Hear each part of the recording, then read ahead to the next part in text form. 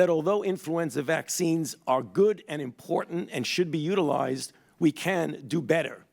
By doing better, we need to improve the seasonal influenza vaccines, which would lead to a better capability to respond to pandemic influenza, which ultimately will get us to the goal that we'll speak about over the next minute or two, and that is the development of a universal influenza vaccine.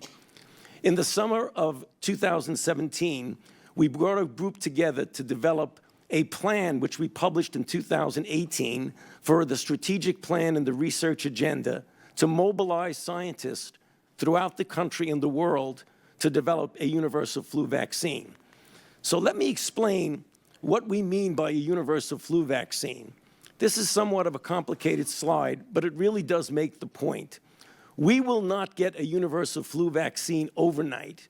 I use the word iterative, which means it will be a stepwise process in which we go from improvement, the broad capability of responding to a particular type of a strain versus the ability to respond to all strains.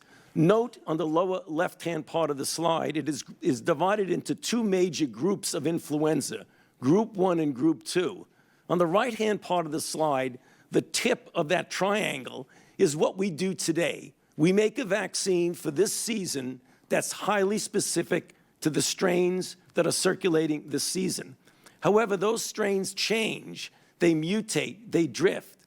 What we want to do is go to the next step, is to make a vaccine that would cover all the H3N2s or all the H1N1s. And then the next step would be to get one that would do all the Group 1s and all the Group 2s until ultimately we have a universal vaccine that essentially covers all of these.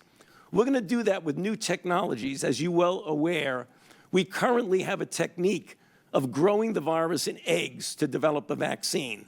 Although that's tried and true and time-honored, it's inefficient and has many areas of going wrong. So we're using new platforms as shown here on this slide, such as recombinant proteins, viral vectors, nanoparticles, and others. This is a blow-up of the influenza virus, and to the right is an important protein called the hemagglutinin. It is important to note that the hemagglutinin has two components, what we call a head and a stem. The head is the part that the body makes an immune response against. However, it mutates often, changes, leading to the ineffectiveness.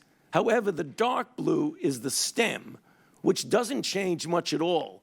So the strategy now, one of several strategies, is to develop a vaccine in which you cut off that head, as shown there, take the stem, and put it on a nanoparticle, which is highly immunogenic, which will ultimately serve as the vaccine. So if I could show you this, this is a 4 million times blow-up of what the first universal flu vaccine would look like.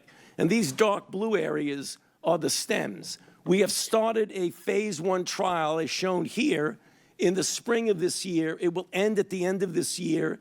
And then next year, we will do a Group 2 universal flu vaccine.